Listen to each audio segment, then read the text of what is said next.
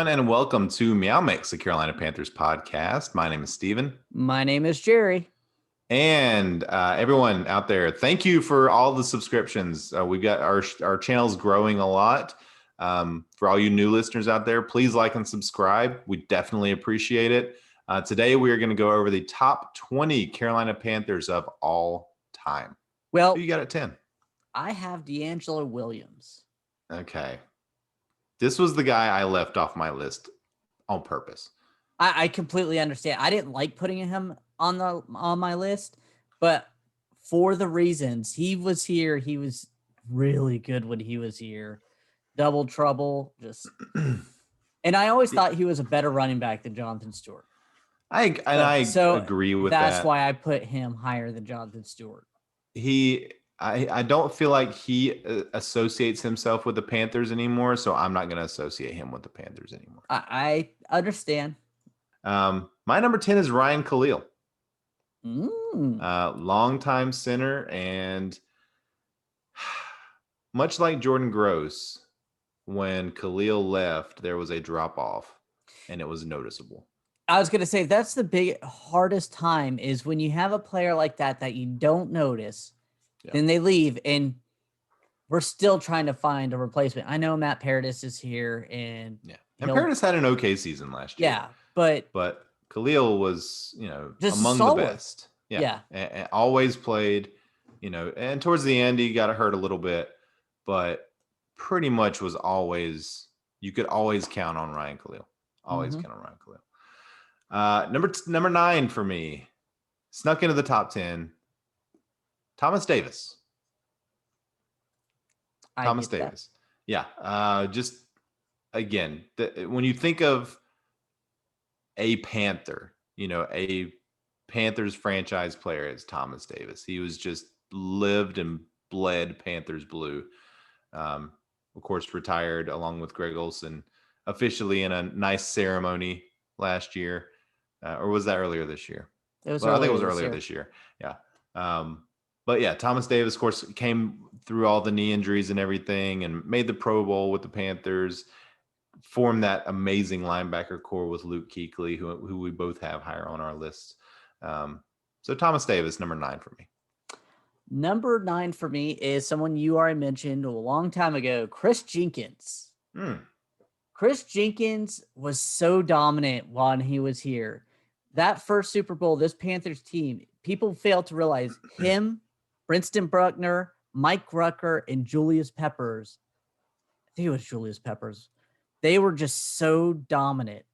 Yeah, that's why they really kind of got to that Super Bowl. That's why I have absolutely. Yeah. No, I completely agree with that. And my next guy is someone that you had on your list a long time ago, Christian McCaffrey. Got him at number 8. Now, initially I had Christian McCaffrey at like 14. Basically for the same reasons that you had said. He just hasn't been here long enough. But then I started thinking about it. Christian McCaffrey could be like the most talented Panther of all time. And, he's put up numbers that nobody in league history has put up. Yeah. In early in their career, especially. And, had he not gotten hurt last year, could have been 4,000 yard rushing seasons in a row or whatever the number is. He really is just, there's nobody like him in the league right now. And there's nobody the Panthers have ever had on the team like him. So Christian McCaffrey, number 8 for me. Yeah. I'm hoping Christian McCaffrey will be there by the end of his career. He could be number 1 by the end of it. I mean, he is so early in his. That's what I'm saying. And now that you mention all the records, he probably would rise up on my list. I was just thinking I have to get a current Panther on there, and then now. Yeah. Well, I got a current Panther on there, and that's him. He's way up the list. But yeah, like him and Kevin Green, I thought that their contributions, and how good they are, the shortness of their tenure with the Panthers didn't really weigh that heavily for me, I guess. For my number 8, I have Ryan Khalil. Okay. We already discussed it. Just Stallworth. Absolutely. Who you got at 7? Muhsin Muhammad. Moose. Okay. You got him pretty high. Wow. Yeah. For number 7 for me, I've got Jordan Gross. So Okay. left tackle, again, we kind of mentioned him earlier, but just that guy that you didn't have to worry about. He's always going to be there at left tackle. And when he retired, just his physical transformation alone showed you how much work he had to put in to stay at that size. And nobody, I think, felt bad when he retired, because other than, Panthers fans kind of wishing that he was still on the team. But for the man and for the guy, you felt great for him. And just an incredible player. Number 7 all time for me. All right. Number 6, I have a man we just discussed, Thomas Davis. Okay. Coming back from those ACL tears. It's unfortunate he didn't have his last season here, but unfortunately he tried to hang on a little bit too long, in my opinion. But hey, it's hard to hang it up when that's been your life and you were always that good. Yeah, and that is one thing that kind of sucks about him, because he had always talked about wanting to retire a Panther. And I think had Jerry Richardson still owned the team, they would have given him another contract to stay around, just because of how loyal Jerry Richardson was to his players. And by the way, did you have Jordan Gross on your list? Is he on your list? Sir, we are not done with our list. Okay. Normally we mention if they're on the list or not. So he's up there. Okay. Number 6 for me is someone we already talked about, Greg Olsen. Yep. So I've got him fairly high on my list. And again, just at the position, he is the best tight end we have had on this team by far. And the 3,000-yard seasons back to back with no one had ever done that before in league history at tight end. And as we said about a few of these other guys, when he left, the drop-off was severe. Yeah. Number 5. Jordan Gross. Okay. Congratulations. Made the top 5. That's great. I mean, I wonder seriously, a left tackle that lasted that long.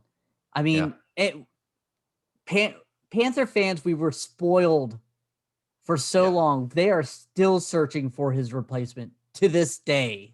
Yeah. Okay, so obviously I know your top 4. Mm-hmm. That was number 5 for you. Yep. So then you're going to kick yourself for leaving this guy off your list. Okay. Sam Mills. Nope, I'm not kicking myself. I knew. Here's my thing. We're talking players. We're Mills, talking Panthers.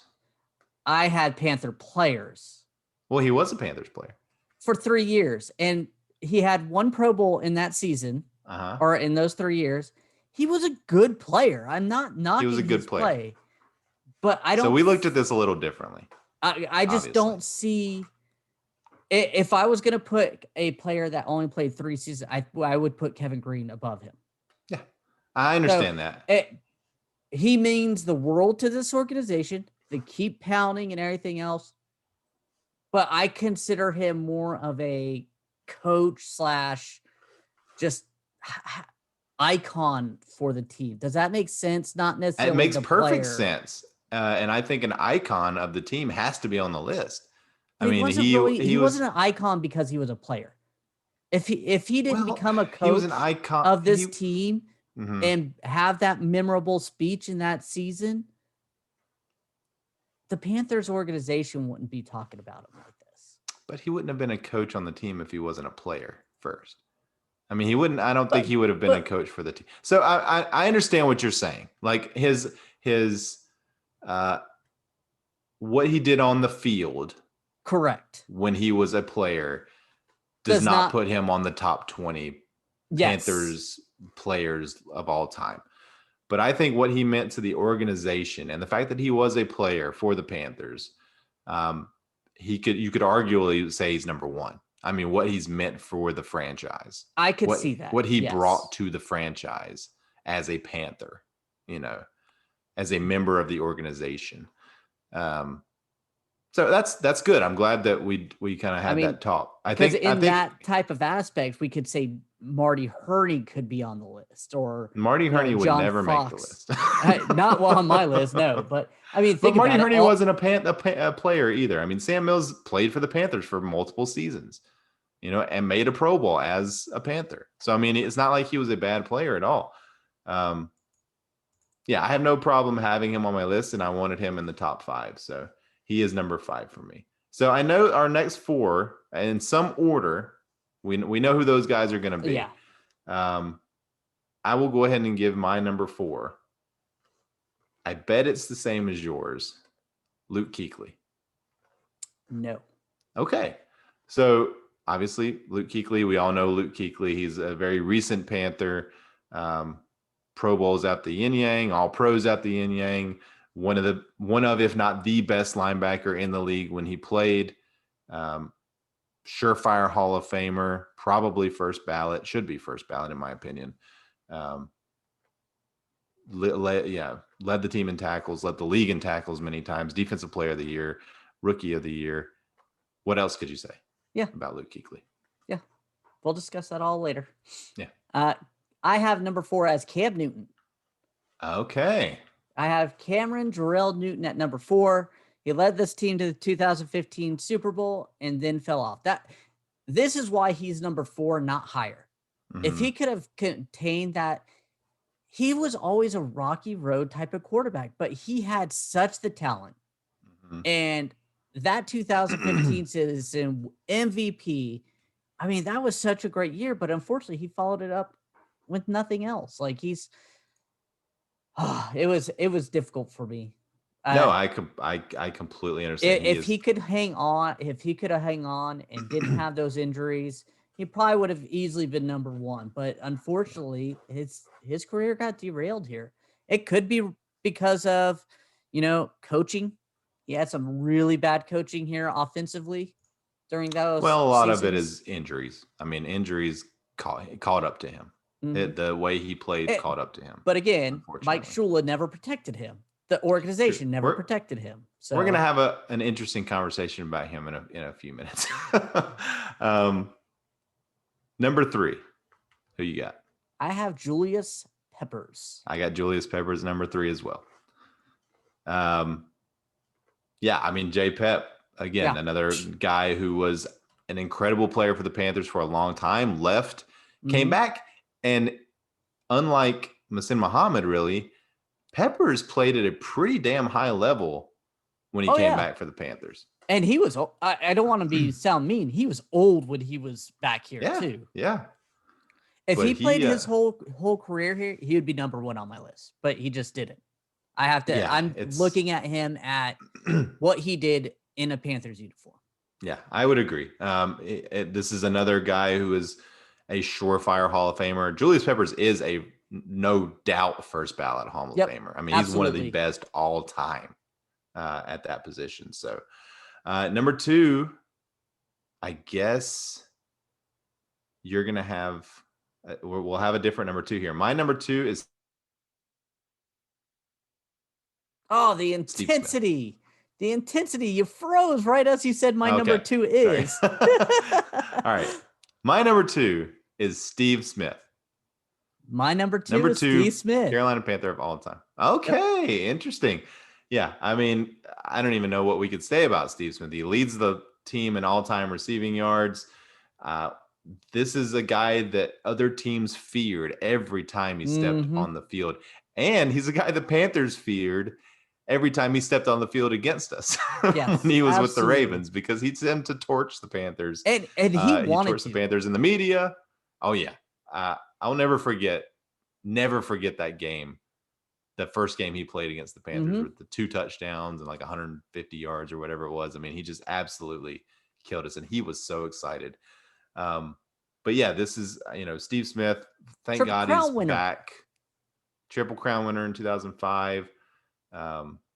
Missed that one season with the broken leg early. Was it in the first game or late in preseason or something? But he missed the whole season basically. And that was just devastating. My biggest memory of Steve Smith is him running down with the ball. I forget who they were playing. He gets hit around the 5-yard line on his arm. He breaks his arm.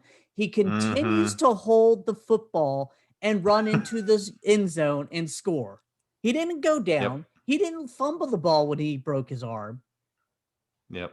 I would have been on the ground crying and fumbled the ball. Toughest Panther, probably the tough. I don't even know if you say probably. He is the toughest Panther that's ever stepped on the field. And what, he punched Ken Lucas in the face one time for mouthing off, and Anthony Bright in too. practice. He had a couple fights in. Yeah, he was an extremely fiery guy. Mellowed out a little bit later in his career, but even now on NFL Network, you watch him. He's that same guy. I mean, you think about it.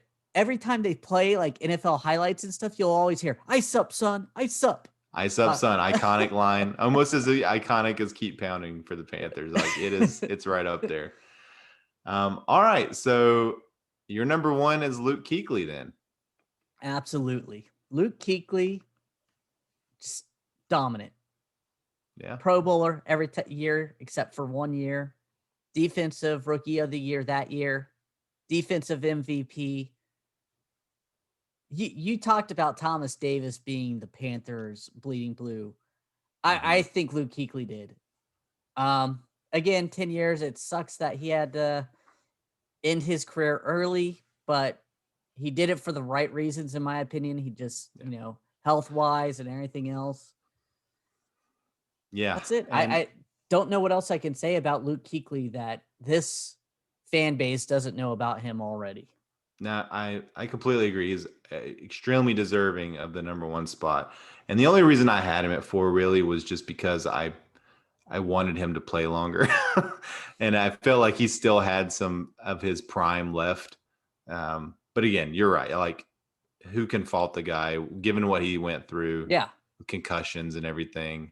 Absolutely deserving. I think any of these 4 guys that we've talked about here are deserving of the number one spot in some way, shape, or form.